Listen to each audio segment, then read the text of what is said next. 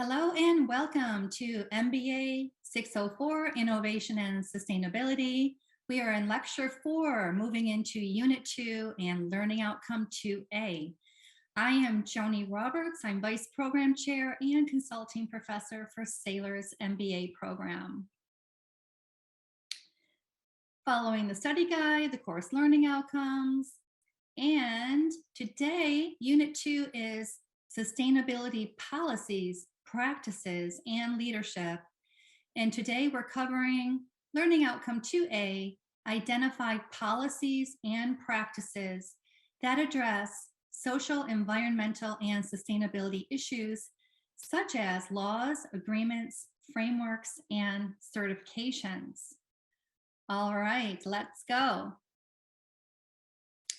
right, what is the interplay between governments and businesses from the local to global levels as it relates to developing sustainability policies and practices? All right, let's explore this question.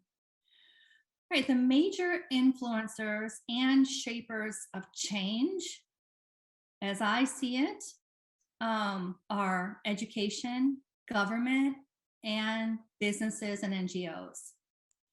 All right, so education are, public, private schools from early childhood throughout teenage years. Then we have higher education as integrated throughout degree programs and courses. And then we have certificate programs as in Sailor Academy and others that provide continuing education. The next major, so education clearly influences our adoption of sustainability mindsets and actions. Next is government. So we have local, regional, national governments, and they influence and shape change through legislation, policies, regulatory means. And government can lead by example by setting standards as a major purchaser of products and services. They can also provide incentives for shaping the transition to sustainability, and they can cooperate with other nations to shape change and lead change. Right, businesses and NGOs as proactive and interactive policy shapers. So they have a role in shaping governmental policies. As leaders who establish new standards of what can be done and influence positive change. And as innovators for sustainable practices. And just to know, NGO means non-governmental organizations. We can include nonprofits in there as well. All right, so let's think more about the interplay between government and businesses and why it's important. So government is increasingly focused on policies to reduce energy use and business activities that damage the environment. Government also is involved in creating more opportunities for people to prosper, right? All right, so policies include targets for use of renewable energy, programs to enhance energy efficiency, regulations to reduce environmental damage and CO2 emissions. And for example, the government can give incentives for buying electric vehicles. They might do that by giving you a tax deduction if you buy an electric vehicle. All right, government can provide expanded markets and business opportunities for sustainable businesses and can impose additional costs on other businesses. So they can make it better for sustainable businesses and harder for those who are not adopting sustainable business practices. Government can reduce the market demand for some businesses that are not participating in sustainability. What this means is that there are business winners and losers on policy issues. There will always be businesses in favor and against the policy changes. All right, so let's think about in today's world. We have the fossil fuel industry, which we have learned is interjected themselves into just about everything we buy, and how we drive and get around, and transportation, just tremendous amount of integration. All right, so the fossil fuel industry versus renewable energy like wind and solar. Who's going to be the winner? Who's going to be the loser in this? Who should be the winner? Who should be the loser? When you've had 50 solid years of warning that fossil fuels are being phased out, maybe you shouldn't feel too bad when that industry is transitioned out because of new technologies.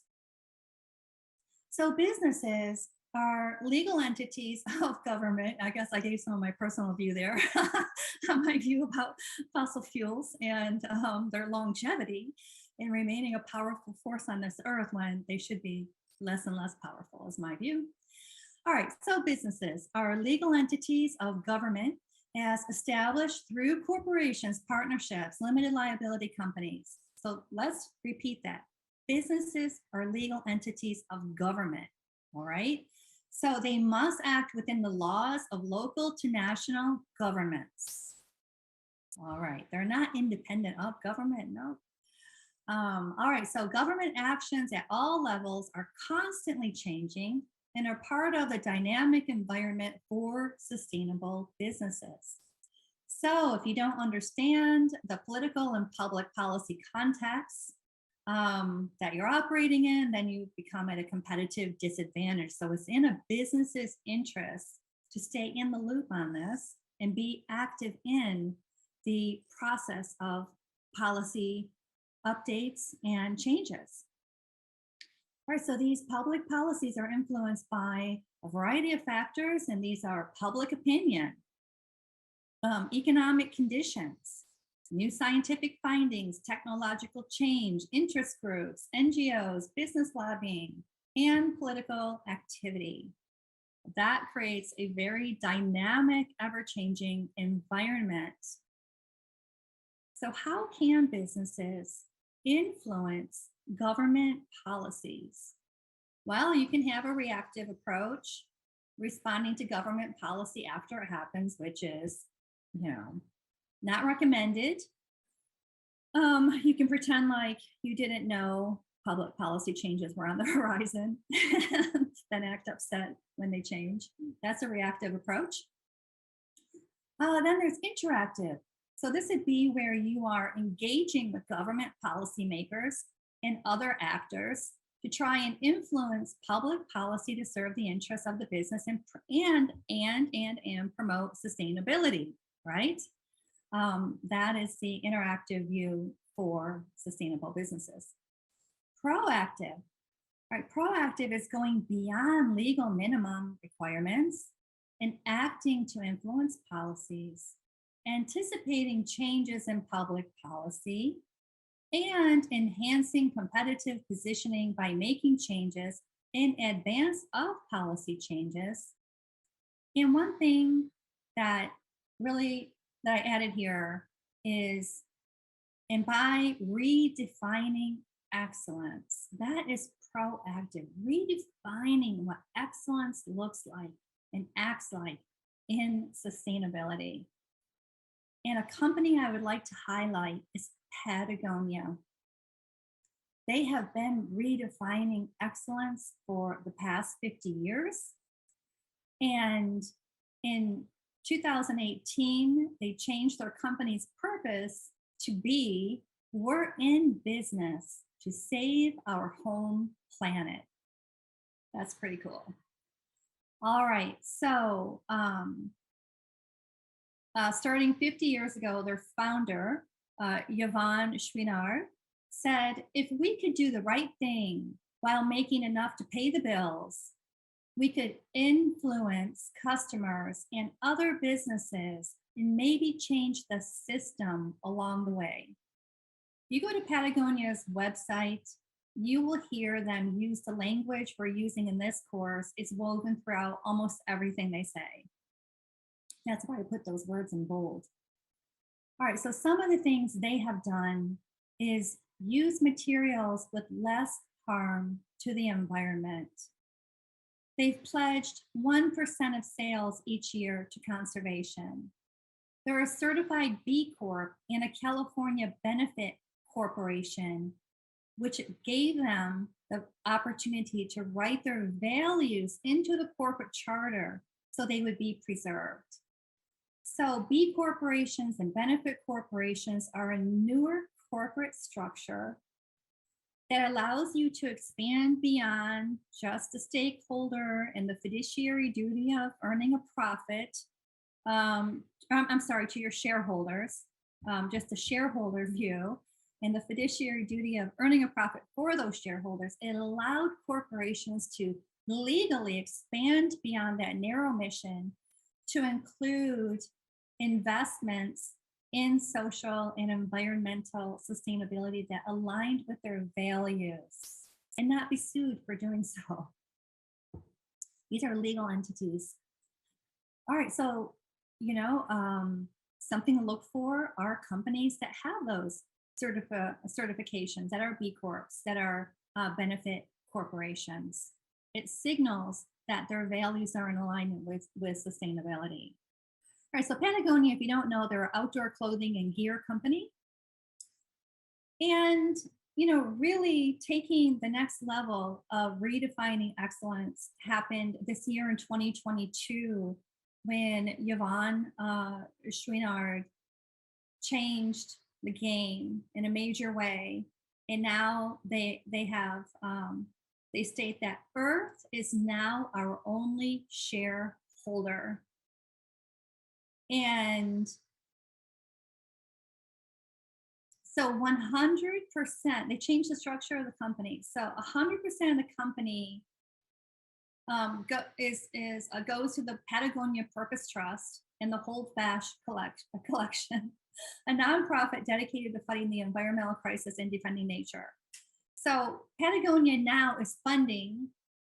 They gave their company to a trust and to a nonprofit. They handed over the company to this, and all profits of Patagonia go towards Earth, their only shareholder. So instead of extracting value from nature and transforming it into wealth for investors, we'll use the wealth Patagonia creates to protect the source of all wealth.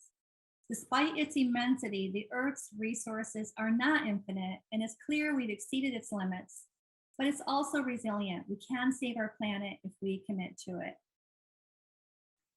So redefining excellence is also summed up by this quote at the bottom from their founder, which says, "We are standing capitalism on its head. The full value of Patagonia is now going to protect the source of all wealth and our one and only home." So that is really incredible. That is an example of thinking differently. And it sets an example for other businesses to follow should they choose to. So that's how businesses can be influencers of other business activities and even help shape policy in some ways. All right, so my view is that sustainability can unite us. And government's purpose is to serve the interests of people and the planet. Government's purpose is to provide opportunities for people and the planet to thrive, to provide the conditions for that. And serving the best interests of people on the planet should not be divisive. It's what I believe. I guess, it actually ends up being quite divisive. But the problem is protecting industries and practices that are harmful, like the fossil fuel industry. And government needs the political will to do the right thing. So, on the business side of things, sustainability is an issue that can unite us. It's in everyone's interest to create a healthy planet and better life experiences. The world is always changing through technology, public opinion and values, economic conditions. These changes are innovation always creates winners and losers. From the beginning of time, Every innovation across all the centuries, there were winners and losers. And part of business is being on the winning side, right? And evaluating market conditions and these changes with technology, public opinion, values, economic conditions, to assess those and be on the winning side. All right, so we've had 50 plus years of warnings for companies to change sustainable business practices. More than 50, right? There's been a lot of time for companies to transition and to create um, a better marketplace and to innovate and to be proactive, not reactive in the way they do business.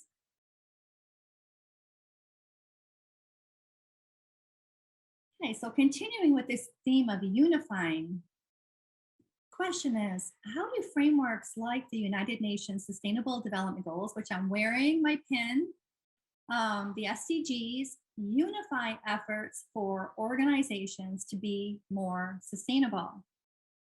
All right, these are the 17 goals put out by the United Nations in 2015.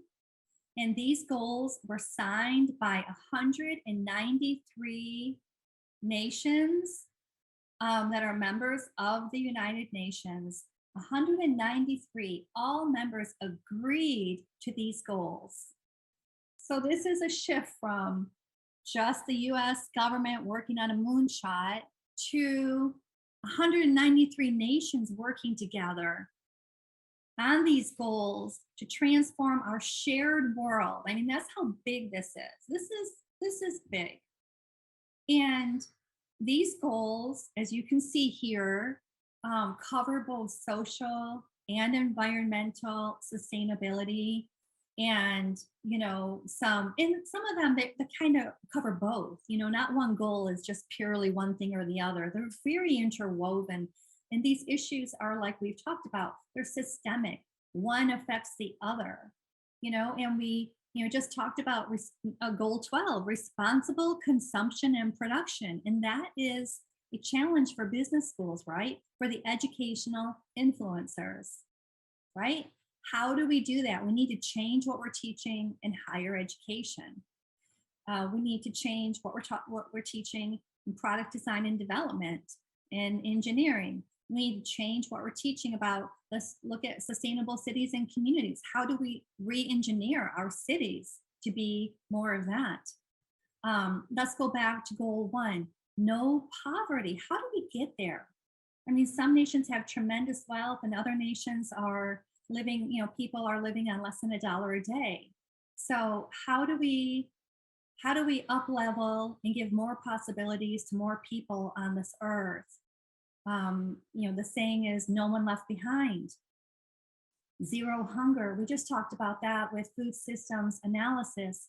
How do we create food systems so we can achieve goal 2, no hunger or zero hunger? Good health and well-being.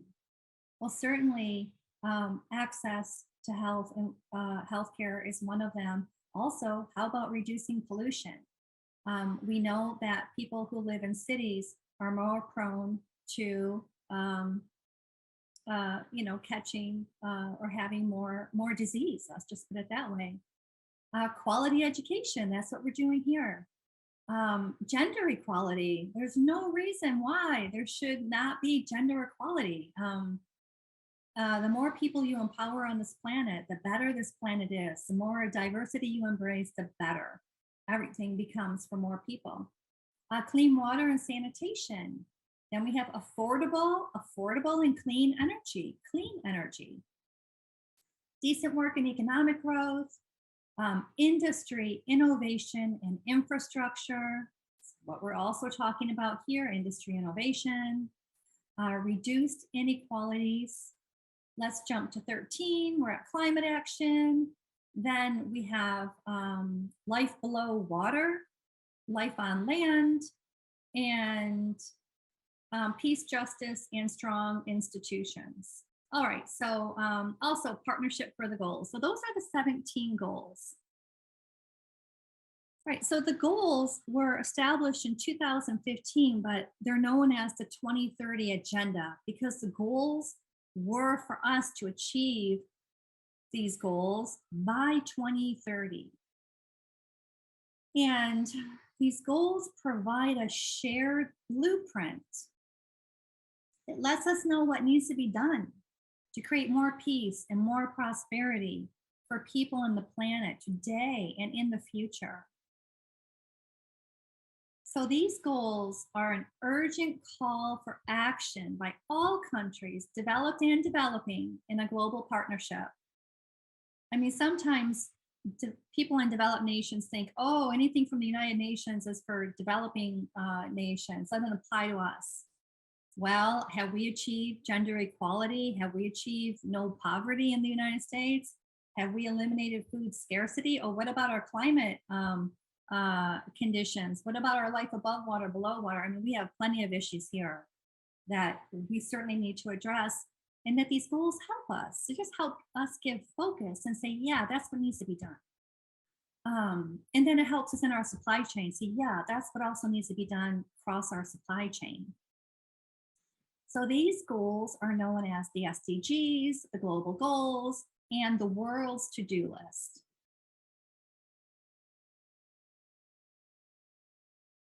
Right. So the alignment here is pretty tremendous. So we have the global goals that are then aligned to national strategic plans, and then to state and local strategic planning and action for the goals.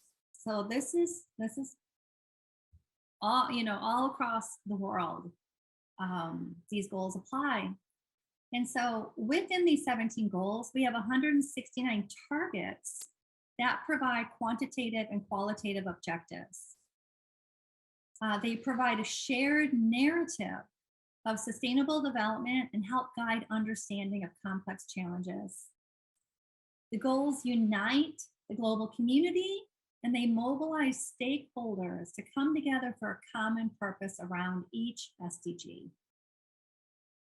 They promote integrated thinking with challenges that must be pursued in combination rather than one at a time. Often pursuing one goal leads to the integration of another goal.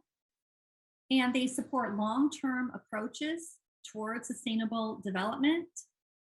And they define responsibilities, they foster accountability, and they are a call for the world's leading companies to set more ambitious targets on creating solutions for sustainability and to advance the integration of the SDGs into core business systems and reporting.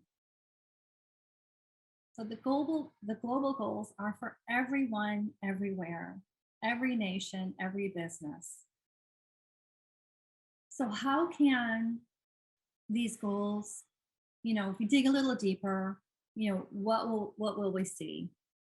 So the goals are is people, planet, prosperity, partnerships, and peace. These are the 5 areas of the goals, and we're going to look at 3 of them. We're going to look at people first.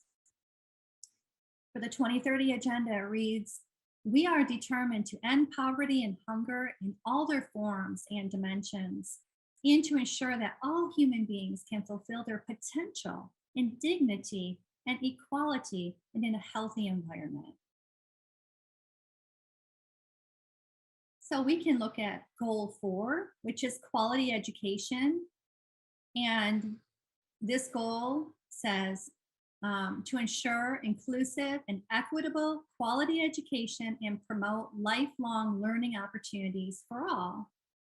Now we can drill down a little bit farther and look at the targets. And we can see target 4.4. By 2030, substantially increase the number of youth and adults who have relevant skills, including technical and vocational skills, for employment, decent jobs, and entrepreneurship. And we can say Saylor Academy is participating in SDG 4, target 4.4, and a few other targets there, but I just chose one to keep it simple for right now. All right. Also, with these goals, are updated, like where do we stand on these goals? What's happening now on goal for education? And well, you can see that the COVID-19 pandemic has deepened a global learning crisis. So 147 million children missed over half of in person instruction between 2020 and 2021. So 24 million learners from pre primary to university level may never return to school. So, education is a lifeline for children in crises. Entrenched inequities in education have only worsened during the pandemic. And then we have remote learning is offered to 3 million Ukrainian children in the chaos of war. So that's as of April 2022. Many countries are improving school infrastructure as classrooms reopen. Okay, so there are some highlights of what's going on for SDG 4 quality education around the world. And an educational academy like Saylor Academy can look at these things and think, how can we help? What can we do? What can we do more? How can we reach some of these 147 million children or 24 million learners that never go back to school? How can we reach them when they're of a certain age to in the future generations? So we can see a whole bunch of SDGs that pop up in just that one statement. But let's look at, you know what I meant to do? I meant to put goal 13 here, climate change. So I'll make that fix on the slides. I put goal 15, life on land, but I really meant to put take urgent action to combat climate change and its impacts. All right, so let me see what I put on the next slide. Oh, good. I do have climate change there. All right. Okay, so we're looking at target 13.2. Integrate climate change measures into national policies, strategies, and planning. That is one of the targets. Let's see how we're doing. Well, not well. I said well, but actually we're not doing well at all on climate change. And it's actually a code red warning. And we, have the COP meetings right now. Recently had COP 27, and year after year, not enough is being done for climate change, and it's being called humanity's code red warning. I mean, this is serious. It's severe. It's our window to avoid climate catastrophe is closing rapidly. All right, so I need to look at my monitor to get a little bit bigger view here on this. So we have different temperature scenarios for coral reefs, 70 to 90% gone, some complete die-off on coral reefs. We have sea level rise, will be 30 to 60 centimeters by 2100. Remember that these SDGs and global frameworks talk in centimeters and Celsius for temperature. So we need to do some calculations there. I mean, 1.5 degrees Celsius is quite a bit more when we think in Fahrenheit, just kind of bring it home for Americans a little bit more. Drought estimated to displace 700 million people by 2030, just 700 million people more in migration just due to droughts. Medium to large scale disasters will increase 40% from 2015 to 2030. So all of these large scale disasters of water events, droughts, fires, hurricanes. So energy related CO2 emissions increased 6% in 2021, reaching the highest level ever. That's absolutely the wrong direction. Climate finance falls short of $100 billion yearly commitment. Developed countries provided $79.6 billion in climate finance in 2019. So we have rising global temperatures continue unabated, leading to more extreme weather. All right, why aren't we doing more? Why are we still not doing more? It's a great question. I don't have the answer. I'm actually asking you. I'd love to hear from you. You can make some comments below, and I'll get on there and have some conversations with you. So, why do we have these code red warnings, and yet we still have politicians protecting fossil fuel industry? Why? Why aren't we serving? Why aren't we making decisions in our collective best and individual best interests? All right, next, we'll look at prosperity.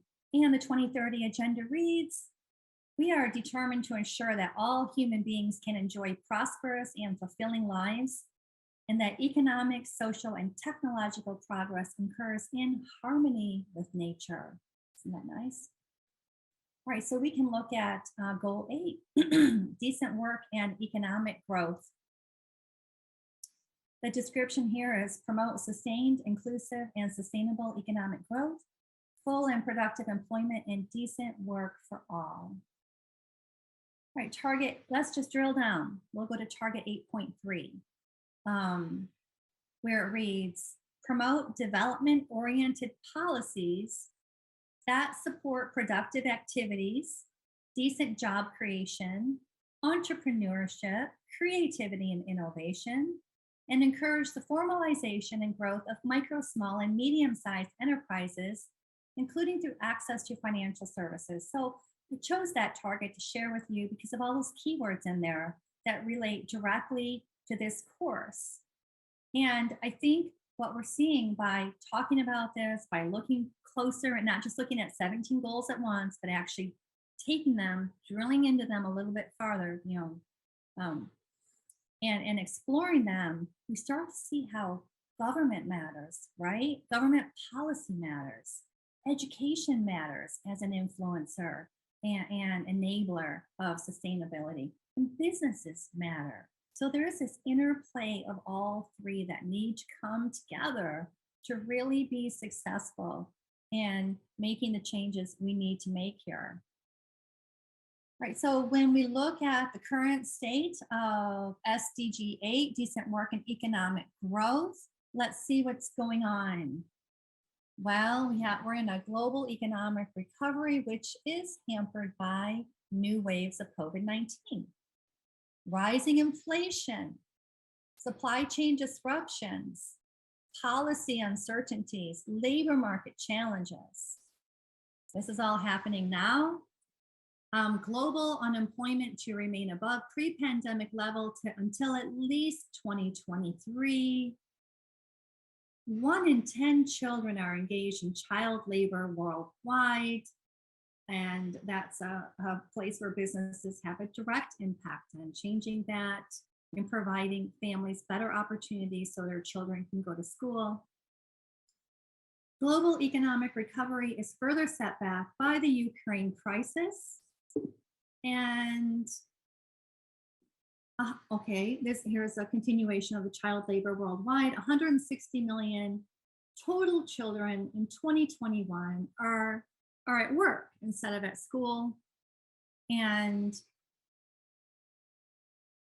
the way out of that often is providing families better more decent work and better pay. So worker productivity has rebounded, but not in LDC's least developed countries. All right, so that gives us a snapshot of the current conditions for achieving goal 8. Okay, so when we look at these sustainable development goals that are global in nature, and we reflect back on the moonshot of putting men on the moon in the 1960s, we're really looking at that kind of concerted effort and focus and will and determination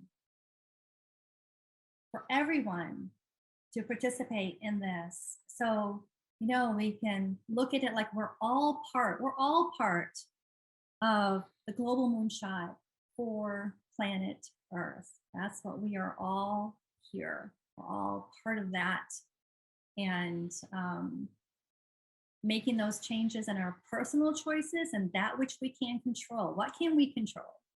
We can make better personal choices in our daily life, our shopping habits. Um, we can influence our businesses. I mean, what are businesses made up of? Businesses are made up of people. They're me and you going to work. Um, and so each of us, when we go to work, can be a champion for change and for sustainability and become an influencer in our organizations. We can become influencers in our communities and champions for better sustainability practices right in our own small cities and large cities. And we need to be actively participating in this. We need to be um, pushing for policies that support sustainability and changing business practices and working and cooperating with other nations because as we know we all breathe the same air, right? And ultimately, we share the same water on one planet earth. I mean, we're in this together. There's no separating it out. And we're beyond that. We're beyond separating it out.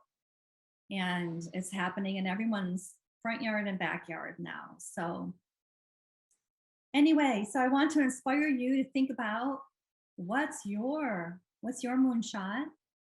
What's your role? How can you make a difference? If each of us thought about making a difference, even in a small way, and you have 8 billion people around the world, wow, well, that's an impact. That definitely makes an impact. So small changes make a difference when 8 billion people are cooperating with those changes. I mean, even 2 billion is a huge impact. So the more that we think that we're in this together, the more that we believe we can each make a difference, the more that we can, or we each believe we can shape our companies and be leaders within our companies and our communities and in our countries. That's how we get there. That's how we get there. It's a networking bottom up approach. It's everyone doing what they need to be doing in this effort to create a more sustainable world. It's not a passive spectator watching something on TV. No, each of us needs to be active in this process. And I hope you all are inspired and motivated to do what needs to be done. It's hard work, but not all of it is. We can do some simple changes can make a big difference. And certainly we can't sit idly by and do nothing. All right, so give some thought to that. And coming up, we are going to be moving into the rest of Unit 2, covering 2B and 2C.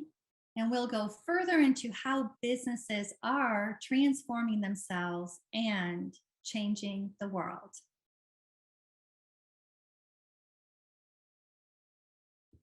Again, you have your links to learning resources, and I look forward to seeing you in the next lecture.